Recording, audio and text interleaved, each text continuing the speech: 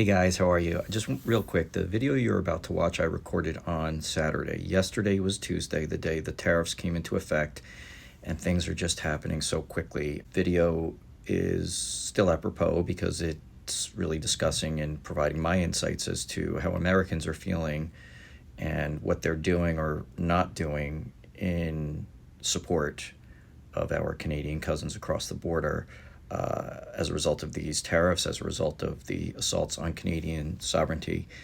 I think last night, after Trump's speech to Congress, Democratic Senator Alyssa Slotkin really put it bluntly and correctly. We are cozying up to the dictator in Putin while, quote, kicking our friends, the Canadians, in the teeth. It is just the world turned upside down. So I'm going to shut up now and allow you to watch the video that I recorded Saturday. I just wanted to let you know that things are rapidly progressing so fast that I haven't had a chance to absorb and cover Justin Trudeau's speech the other day about the counter tariffs, which I'm going to react to. And in addition to that, I do believe that Trudeau and Trump are supposed to be speaking at some point today. Markets are reacting badly, so will he back off again? It remains to be seen. I guess we'll find out. Other than that, my friends, thank you for tuning in and enjoy the video. What's up, my Canadian cousins? Welcome, welcome, welcome. Yep, it's been a hot minute since I've posted a video, and I do once again, because I have been spotty since October, really, on the extent and rate to which I am posting videos, and there's been a lot of reasons for that that I've discussed in videos prior. This particular one is for sure what is going on politically in my country and in our countries and in the world as a result of the felon-in-chief's election. And now that he has taken office, I'm going to be lying to you guys if I said that I've been busy with work and a lot of other things too. I took a vacation. That was part of it, but a large part of it is that I am trying to surround myself with community, with good people, and distract myself by just working hard, playing hard, and loving the people who I love, because I am extremely upset about the direction that the orange felon is taking my country. It's so much worse than the first time around because there are less guardrails, which I said in the abstract before he took office in a prior video when he first started threatening Canada with the 25% tariffs. We're seeing it in real life now. I mean, in the first administration, there was a special counsel appointed by the Assistant Attorney General and investigated Russian election interference. There were serious people in the room in the State Department, serious people in the room. Actually, Trump's first Secretary of State, Rex Tillerson, called him an effing moron. Didn't last in the job all that long, resigned. There were serious people in the room in the military. But this go-round, he has no guardrails. There aren't serious people. He learned from the first administration what to do and to just fill the ranks with sycophantic people who will just do what he wants, who are not serious people, who don't know what they're doing, who are not qualified. And then, of course, there's the Elon Musk, element to all of this.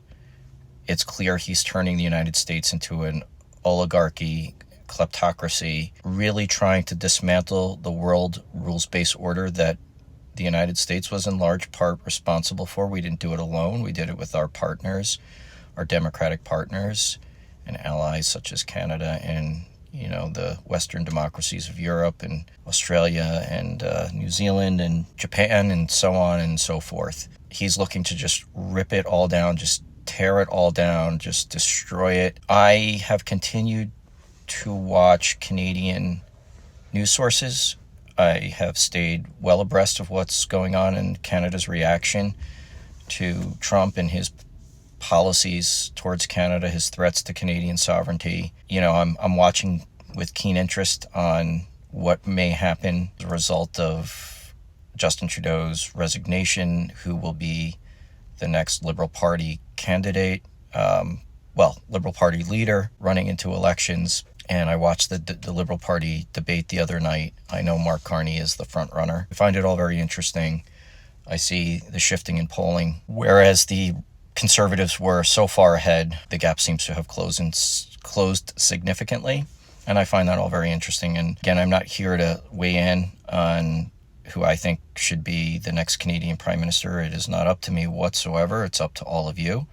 I'm watching from the outside looking in, but I'm watching with keen interest because, I am curious about what happens in Canadian domestic politics. I want the best for Canada and the Canadian people. I want a Canadian government that will and can, to the best of its ability, stand up to the bully south of the border. And it is so weird for me to be saying that because we're the bully. I'm sorry if this is going to sound a little disjointed. I did not prepare anything. I'm just riffing, and that's what I'm going to do this entire conversation. It is extremely awkward for me. It's more than awkward. I've said that before. I said I feel a little awkward, and it's making me a little hesitant to reach out to you guys. It's more, and it's not you. You've all been very supportive of me and my channel. It's more than awkward. It's painful. It pained me. One of the best videos that I did, not best, I actually don't think it was the best. It was rather simple, but it appealed to a very wide audience in Canada. I think I had over 300,000 views on it, which for my channel is an awful lot.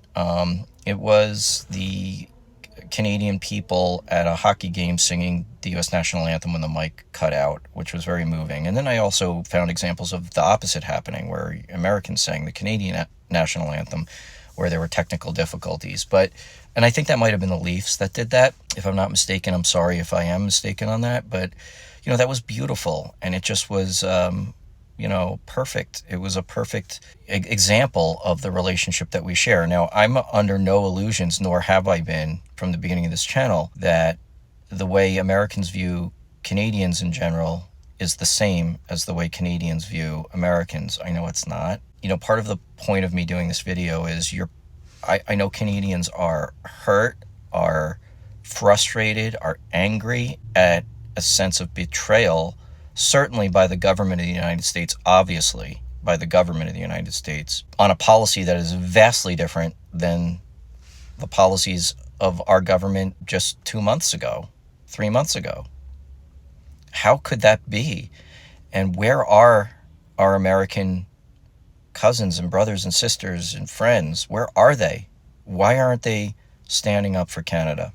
I'd like to try to answer that from my perspective and my opinion and from what I see on this side of the border. And I think it's a little complex because let's start with the premise that polling has shown for a long time that when you ask Americans and Canadians about their viewpoints on other countries around the world, on Great Britain, on France, etc., it's so interesting how the polling is very similar. Like, we in North America have similar views, favorable, unfavorable, etc., of other countries. But when it comes to each other, the United States, or Americans generally, favorability towards Canadians is usually in the high 70s to high, or 80%, in the 80s, favorability. And it's not the same the other way around for so many reasons that are understandable. Some maybe not, from my viewpoint. But that was in the best of times, right? It is no longer the best of times. Nobody, even in the MAGA world, or mostly, had Canada on its mind when it chose who would be the next president. Nobody thought the Canadian border was a problem. It isn't really. Nobody thought that was an issue. And although Trump loved to say during the campaign that tariff is his favorite word in the English language, mostly he was talking about China and about other countries that, he was able to use as a scapegoat as taking advantage of the United States. He never mentioned Canada in that. We do know from past history about what he did in his first administration with some limited tariffs and the renegotiation of NAFTA, that he was not going to be as friendly to Canada as a trading partner as other administrations have in the past. And nobody thought this. He did not run on this. He did not run on interfering with Canadian sovereignty. He did not run on Canada becoming the 51st state. He did not run on across the board 25% economy-killing tariffs. This is an unpopular policy here. So a lot of the swing state voters who, voted for him because they thought he was going to bring down the price of eggs and groceries and gas are scratching their heads and saying, what the hell? What is this? And as unsophisticated as a lot of the American populace is when it comes to economic and geopolitical issues, they do understand that tariffs, mostly, they do understand that high tariffs on all our trading partners mean more expensive prices for us here. And so this has been very unpopular here. Polling shows that it's been unpopular here.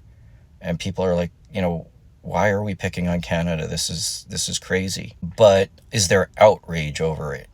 Now, there's a certain segment of our population who are not outraged over the talk about Canada becoming the 51st state, even though polling shows that a pretty high percentage say, no, that's not a good idea. But they're not outraged because these are the people who, although like Canada and view it favorably, are believing that what Trump says is right, that the majority of Canadians love America and want to be a 51st state. So if they think that this isn't an affront to Canadian sovereignty, then they're not outraged about it. And that's just completely ignorant. They have no idea. A huge component to Canadian national identity, I believe, you can tell me if I'm wrong, is that you are Canadian. You are not American. Okay, you can celebrate our commonality, and we can do business together, and we can be friends, and we can have familial relations, and we can, sort of maybe exist in each other's societies rather seamlessly. But there are stark differences in the Canadian psyche as to what being Canada is, and understanding the history from the time of the American Revolutionary War, through the War of 1812, through the Fenian incursions, through concern in the aftermath of the Civil War over annexation. There's been a lot of fear of that, and Canadians have stood strong and banded together, and partly it's why Confederation happened when it did, was so that we remain not part of the United States of America. And that's not an insult to us. I'm not insulted by that. So, those people are just wrong, and they don't understand it. They really should look further into the issue. The other thing is, yes, there are MAGA-ites that a year ago didn't think Canada was a bad country at all, but now does because Donald Trump is saying it. They didn't think that Canada was taking advantage of us and that we were didn't think we were subsidizing them. We're not. It's ridiculous. Trade deficits are what they are for reasons that are mutually beneficial. I'm not going to go into all that. But they believe it. But they're a small minority of the people that are not upset about this, the way Canada is being treated. Put all of it together, the majority of Americans are upset about it and are not happy about it and do not support it. The polling proves it. So where is the protest? Where's the outrage? There is a lot. There's a lot of outrage, and you can find plenty of sources on the internet that discuss this, that have Canadian politicians and Canadian news sources and journalists coming on to discuss the issue and to try to enlighten Americans about how Canada and Canadians are feeling about this. The utter betrayal of one of the greatest supporters of the United States that there ever has been. Could we be doing more here? Yes. Why? Because we're overwhelmed. Anyone who is opposing Donald Trump's policies and Donald Trump's administration has to deal with, on a daily basis, a deluge of executive orders and new policies that are dismantling our government haphazardly by Doge, Elon Musk's Doge, a guy who was not elected to office, a guy who was not a Senate-confirmed member of cabinet, that didn't go through any constitutional process, and is just slashing and burning all of all of the United States' policies, both domestic and foreign, that provide support and aid to people, to real people. USAID is a perfect example. It's one of the most vigorous aid programs that exists in the world, that was established originally by John F. Kennedy in an executive order, and he's a big but, it became codified by Congress and funded by Congress, and money earmarked by Congress to be used to do things that are in America's best interest. I mean, if we want to look at it purely selfishly, providing food to hungry people throughout the world, providing medicine to stop the outbreak of epidemics that could become pandemics. And these programs are in the United States' best interest for so many reasons. It also allows us to exercise soft power throughout the world, which is a far better, more humane, and more stable way to exercise our power, not to do what Donald Trump is doing, which only creates power vacuums that countries like Russia and China can step into. Really makes it very, very difficult for our partners and allies to rely on us. So many people over so many decades in our government worked so hard to build the world as it is, and to just tear it all down like this is so upsetting. It's so sad and shocking. And Donald Trump does not have a mandate to do this. He really doesn't. He did win the Electoral College by a pretty wide margin by winning all of the swing states. But when you look at the popular vote, he did win it, which I was dismayed by, but only by about 1%, slightly over a 1% percentage margin. He won less than half of the votes that were cast, 49 point some odd percent. And Kamala Harris won 48 point some odd percent. What was the other 1 point whatever percent? I don't have the exact numbers. It was Jill Stein, a Green Party member who is more liberal than the Democrats. So had nobody voted for Jill Stein, those votes definitely would not have gone to Donald Trump, right? Like, these are people who are not liberals who are not happy with the Democratic Party, or have the environment as their primary, issue that they vote on. So they voted for Jill Stein instead of Kamala Harris. Therein lies the 1 point percentage difference. It would have been a virtual tie between the two, which just goes to show you that our electorate is so divided. How can it be true that the United States was one thing 3 months ago and is now something so radically different 3 months later? It's not because we've changed. It's because there are two irreconcilable factions in this country, and it just depends on who is in control. But when it is Donald Trump, as opposed to any other Republican leader that's ever controlled the executive, it's completely radical. And he's trying to change our democracy and the world order in such a radical way, in such a destructive way, that I don't know how we're going to recover from it. It's only been 2 months. There's going to be 4 years of this.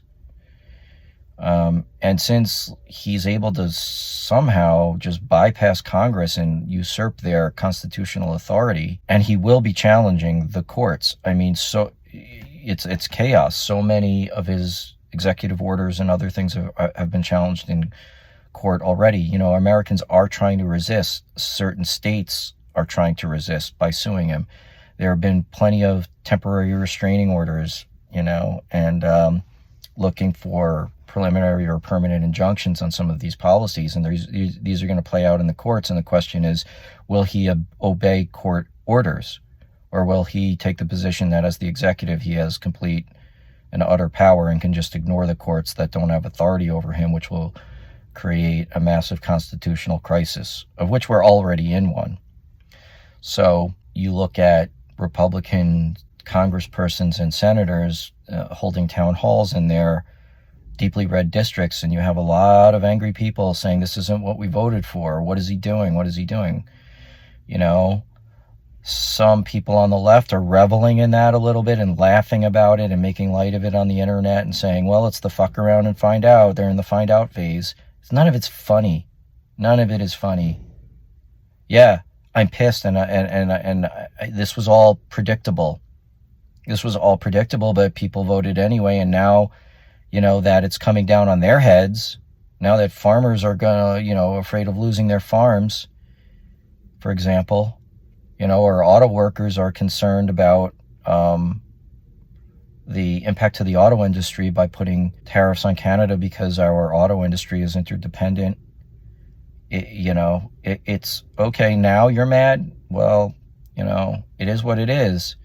I have mixed feelings about whether to hate those Americans for their votes or to feel sorry for them. I have mixed feelings about it.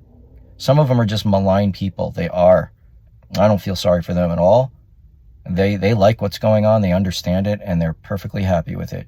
There's a lot of people who aren't like that. They don't have, I hate to sound arrogant in this way, they don't have the tools I have. They don't have the education that I got.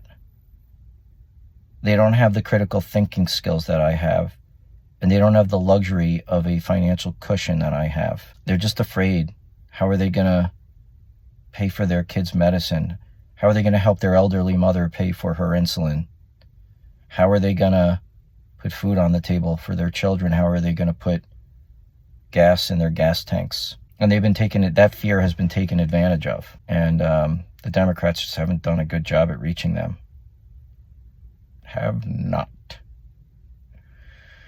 So this is what Americans are facing here. The issue of attacking Canada, the tariffs on Canada and Canadian sovereignty, is important to us. But it is really hard for a lot of Americans to make that their singular focus, as it is your singular focus in your relationship with us. Because every day something new happens, and there's a new set of anxieties and worries and fear and sadness over what is happening to our country. And our relationship with Canada is a component of it, but it's one component of 100 others that are making people upset. So, to the extent that Canadians are disappointed with Americans for not being as vigorous, even those that are supporters of Canada in our opposition to these policies, this is why I think that is. I'm doing what I can. I talk about it with my friends. None of my friends, not a single one of them, has said, yeah, Canada should join the United States, or this is a good thing. All of them have said, I can't believe this. Canada's only ever been good to us. They just sent, you just sent your experts to help fight the California wildfires, even after Scump got elected. Thank you for that, by the way. Thank you from the bottom of my heart.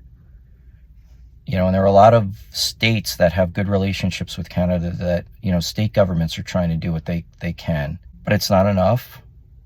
And I understand why you're feeling the way you're feeling. Those of you who know me know that I'm a huge hockey fan. I'm a lifelong New York Islanders fan.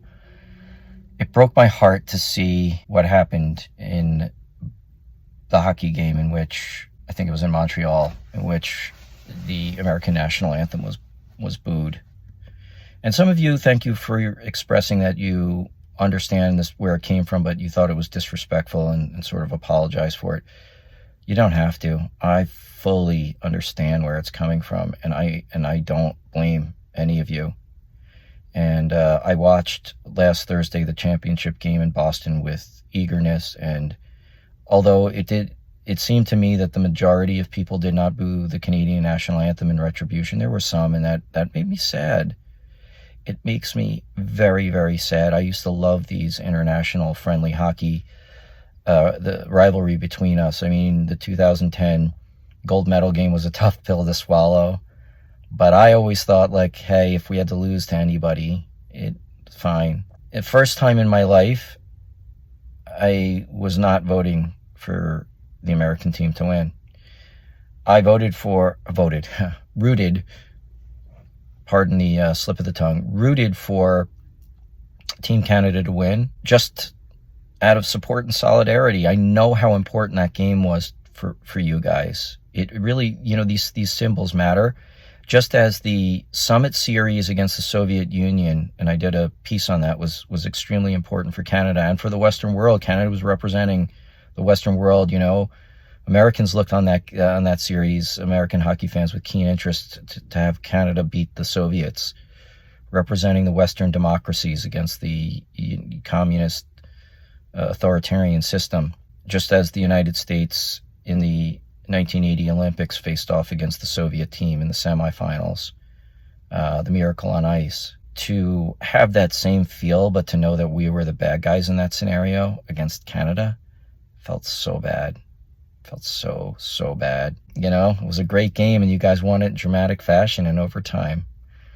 But I will be honest by saying I had mixed feelings about it. While I actually did vote for you guys, I keep saying that, root for you guys, I felt sad and a little bit guilty for having done so, because I've lived 53 years of my life being a patriotic American, not blindly patriotic. I've always criticized us for our problems and understood our problematic history. When it comes to civil rights, of course, having slavery here, and the struggle for civil rights even after the 13th Amendment, and the way indigenous people have been treated, et cetera, et cetera, et cetera. You can go on and on and on.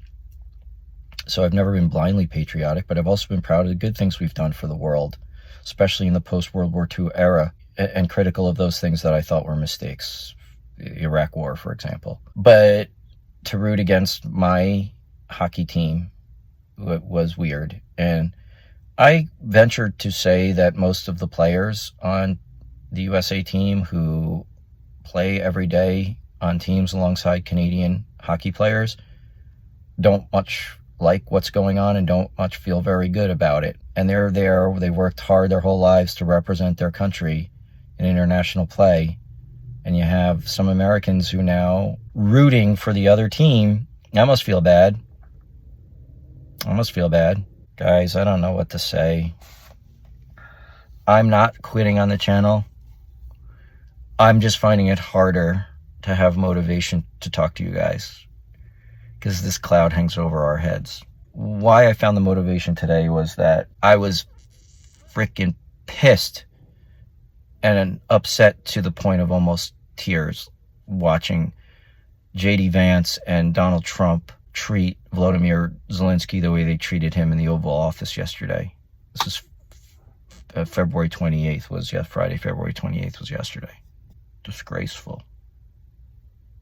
No matter what you think about the Ukraine war, and I'm a massive supporter of the Ukrainian people and their struggle, I, as a history guy, see a lot of parallels to what Germany did in its expansion east during World War II and all of the similar excuses for doing it. But I do want to see the war end, and if Donald Trump could bring that about in a way that recognizes who the aggressor was and providing security guarantees, sure, do it. Please, God, end it. End the suffering. But we can't sell Ukraine down the river for doing it. We can't make them the bad guys. So, look, it made me mad enough to say, I got to talk to my Canadian friends again. It's been too long. It's been very interesting. A very crazy, bumpy ride.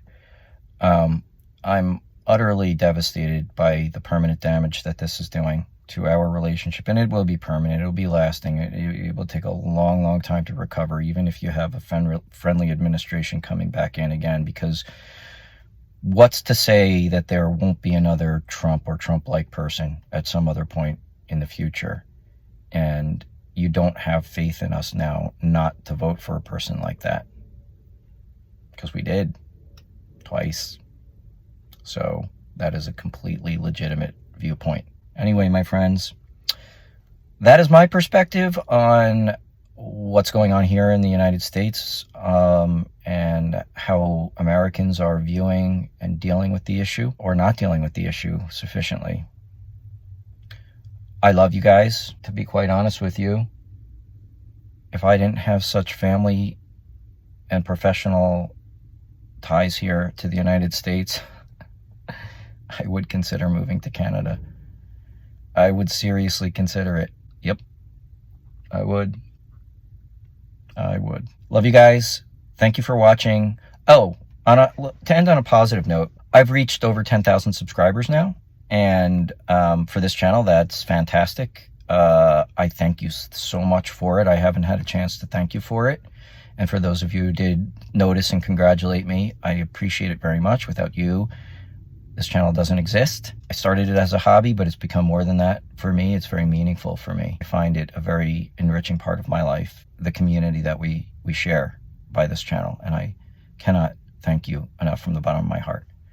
Until later, my friends, and I hope to post something new, more in line with my normal content very soon. And stay tuned for that, my friends. Take care.